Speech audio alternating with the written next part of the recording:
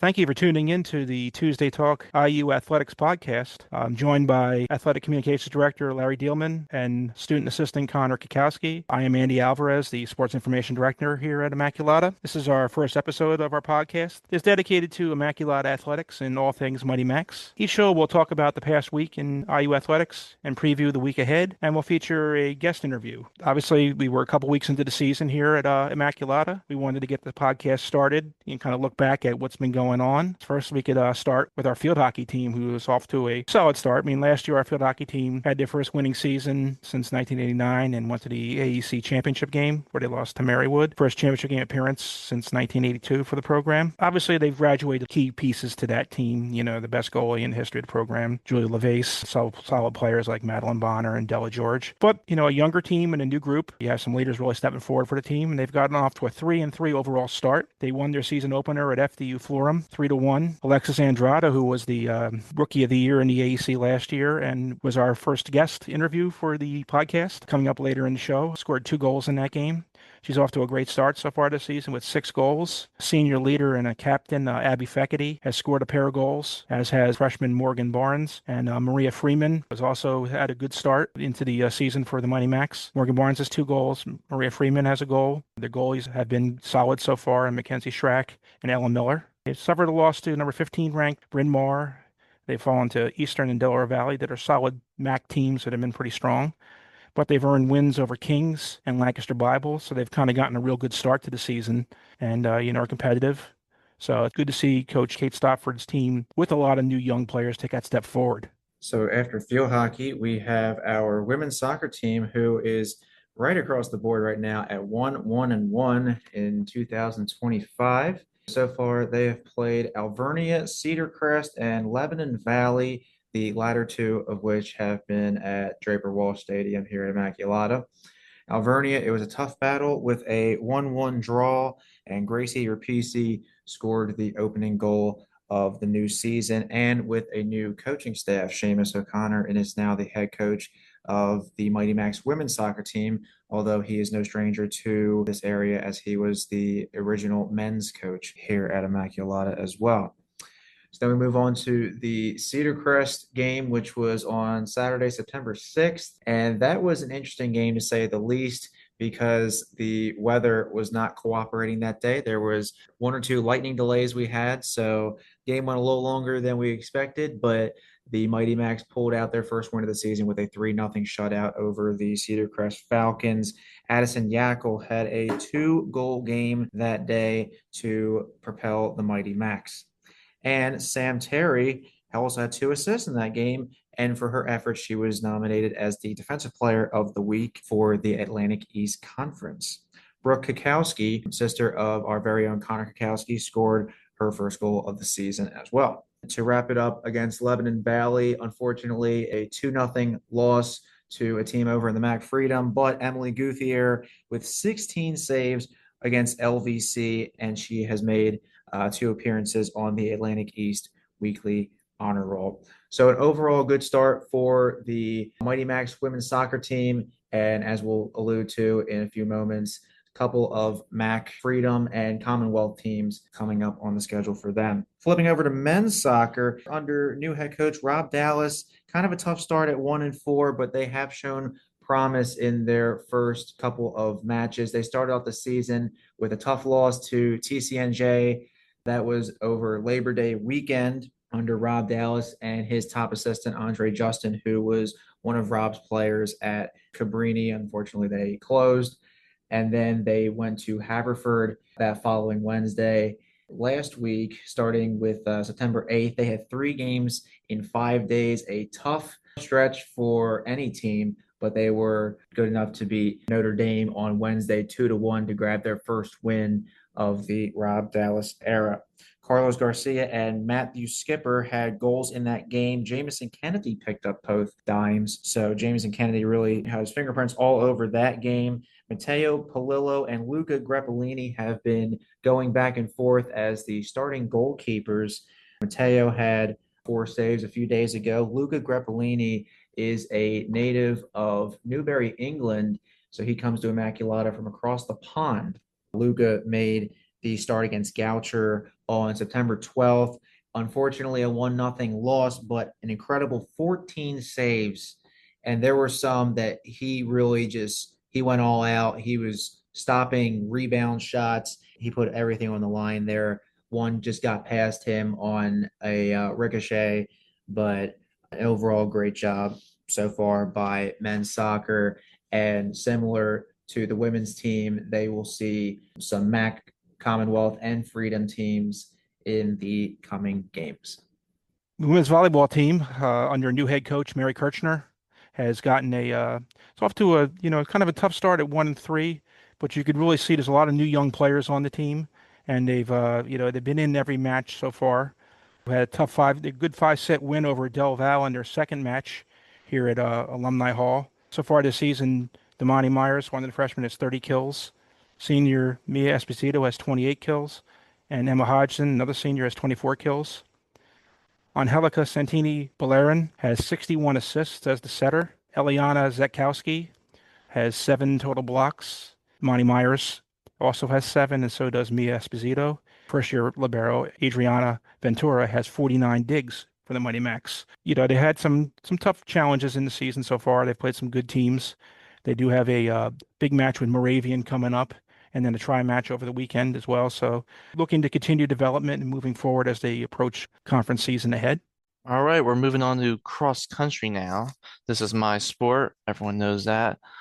First two races went pretty good. Started off with a nice 5K at the Bryn Mawr Invitational. The men's team came in at third out of 6 teams. Pretty good performance by the team so far. This is one of the biggest teams in history for the Mighty Macs. Sam Domenic, our sophomore, he earned his first collegiate race win in this race. He had a best 5K time of 16:35.90.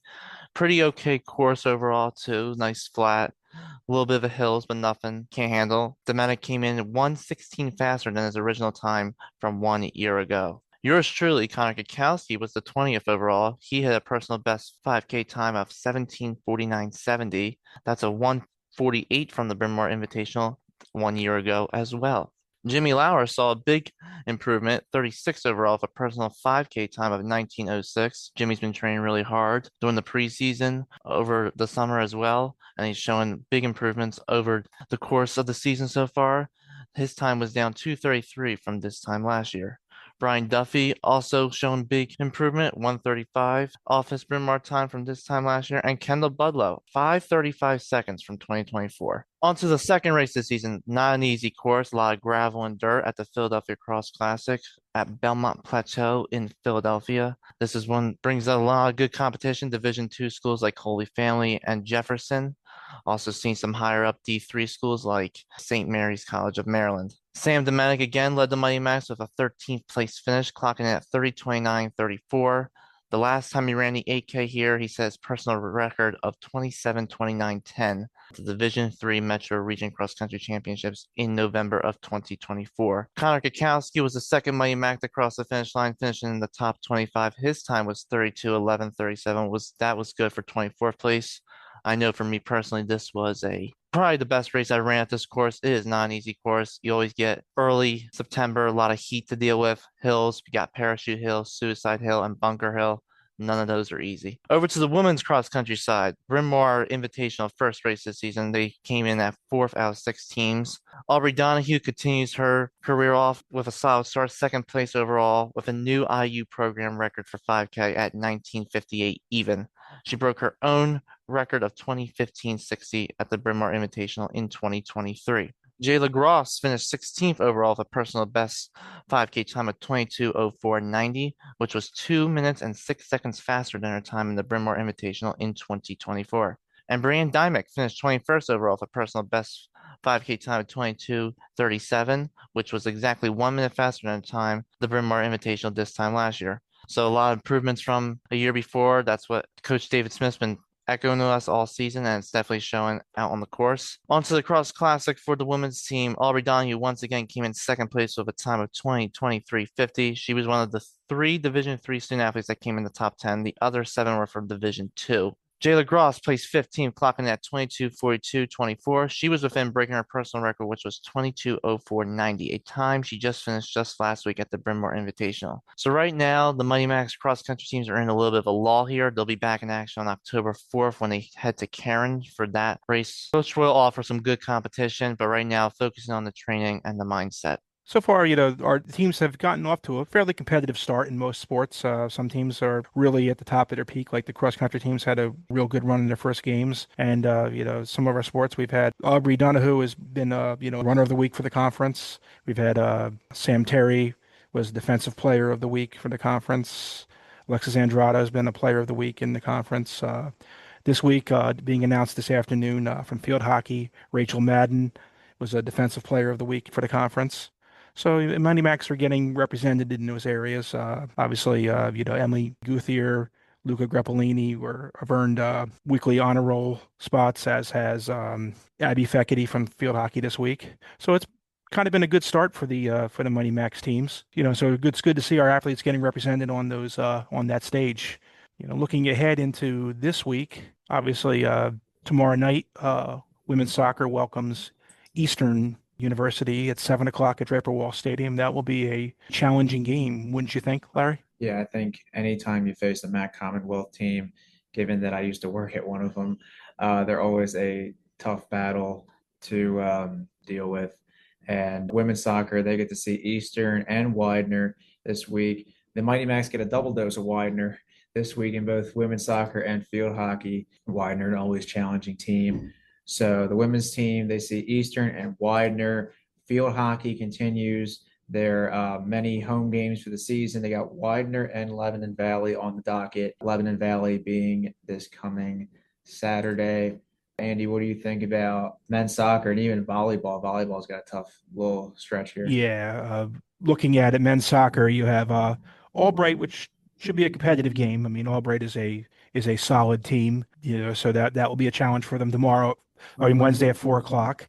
Then volleyball that is going to be a challenge for them on Thursday when they head up to Bethlehem to take on Moravian. Moravian's off to a very good start, but these are the type of matches that will help prepare them for obviously conference play coming up when you're playing solid teams. So it's going to kind of be a good training ground for your younger players for them to kind of step forward. And then over the weekend, you look at volleyball goes into a tri match this season. Tri match, this will be their first real tri match of this season, where they go up to King's University up in Wilkes-Barre to play Keystone College in their first match at 2 p.m.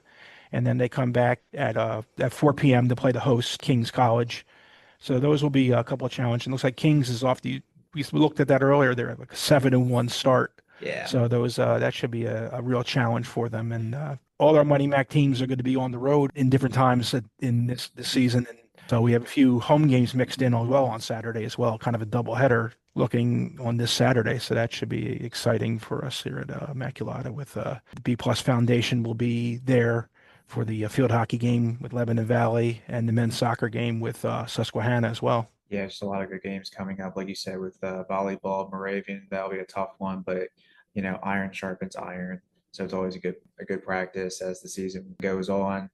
Tri matches are always a great way to test your team to see how well they can do, especially early on in the season. They got a couple tri matches, but the volleyball team not home for another week and a half. So some early challenges on the road. The men's team for soccer, men's team, they got a couple home matches before conference play this week. These are their last two home matches.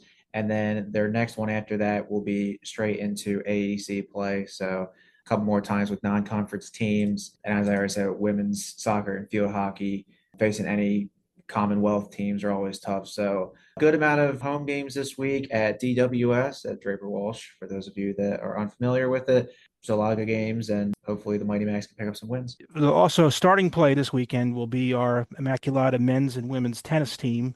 They'll be opening their fall slate on Saturday when they go visit Cairn University up in Langhorne for a 12 o'clock match for each team. These will be their first matches of their fall slate. Their primary season will be in the spring, but they do play a slate of games in the matches in the fall that all count in standings towards their overall records and everything like that. So we'll be talking more about the tennis team, kind of doing a little bit more of a preview on them. And once they kind of get going here, with these first matches, so we know a little bit more about them. But you have almost everybody on the women's team is a returning player for this year, so the women's team looks to be strong. Men's have some returning players, and Mike DiMattei, will be counted on to fill some spots in the higher positions in the match play for the singles and everything. For women, Sophia Carey, Haley Elwell will be counted on to play in probably in some of the higher positions. Delaney Brown, who's a senior, will be the captain probably of the women's tennis team. Will probably be the number one player. Sophia Carey and Haley Elwell will probably slot in, possibly 2-3 in how the matches work out. So we'll have more on the tennis team as we go along. Obviously, we have our interview with Alexis Andrada that we'll be featuring today in today's first episode. Stay tuned for our first interview on Tuesday Talk with Alexis Andrada of the Mighty Mac field hockey team and get an inside look on field hockey and her life in the sport.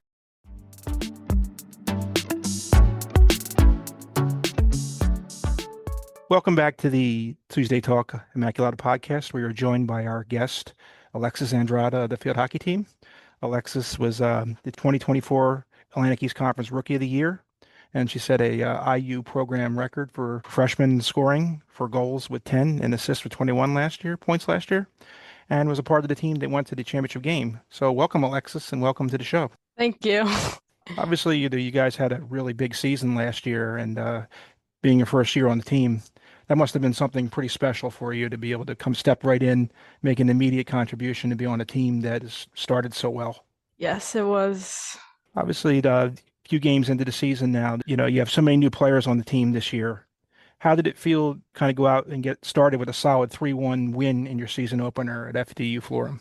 It was good. It's always good to start out with a win and to show that we do have potential and room to grow further in the season. And FDU being a MAC conference team shows that we can play other teams and beat them. With your team, you faced kind of a challenging schedule. But that first weekend, you guys got started right away with you played back-to-back days that first, including playing the 15th ranked team in the country at the time, Bryn Mawr, in the second game.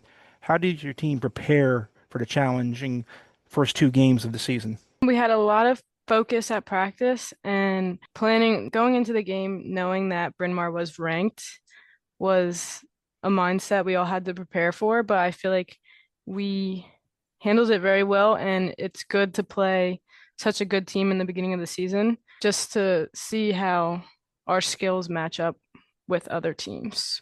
So how long have you been playing field hockey and what made you fall in love with the sport? So now I've been playing field hockey for around 7 years. Coming from other sports, it was easier to pick up on.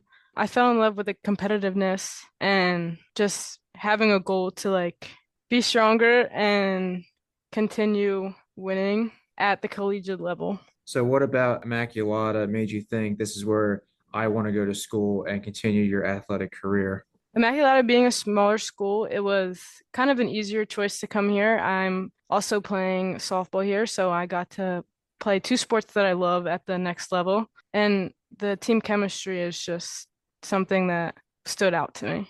What do you love specifically about being a part of the Immaculata field hockey team? You guys seem like a very close team. When I've had the opportunity to be around you guys for the last couple of years, make a few trips with you, seem to be really a close team and you really support each other well. I love being a part of a team that can get together and even outside of field hockey, we're all friends. It's nice knowing that we can come to practice and just spend extra time together, doing something we all love. What would you say is your teams and your goals for this season? So maybe one or two for your team and some of your individual goals as you guys progress throughout the season. Some team goals are to stay strong and keep things simple, and if we really can count on each other and progress as the season goes on. Personal goals, I would say, is just stay focused and keep doing what I know how to do, and we can have a positive season. Obviously, this week you guys have a couple tough games on your schedule. Widener's a strong team, and so is Lebanon Valley College. How do you think things are going heading into those type of games? You guys had a big win on Friday night. Coming off of a win, I feel like was very important and is key to this week. Going into these two teams that we faced last year, we didn't totally get the outcome we wanted, but we have a new team this year, so hopefully we can all play well together and come out with at least one win. One final thing I wanted to ask you. What was it like being here your freshman year with your brother still here on campus playing baseball for Immaculata? That must have Um, been kind of fun. it was fun. The baseball team's a big part of sports here. Then they all called me Derek. I was just another, like, I don't know. They all viewed me as like, oh, this is Derek's sister. Like, You see, Derek still comes to most of your games now, even though he's, no longer an athlete here, but he's still at your games with your family all the time. So that must be nice having that type of support. yes, it is. We thank you for coming in and talking with us today and being the first guest on the Tuesday Talk IU Athletics podcast. Thank you, Alexis. Thank you for having me.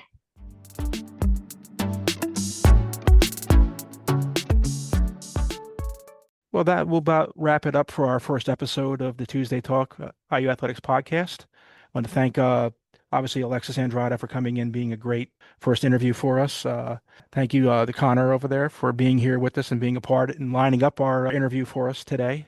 And my host with me, Larry Dielman, as we partner up on things and keep things running smooth here in the Athletic Communications and Sports Information Department. Thanks, and look forward to speaking with you in the next episode. Roll Max.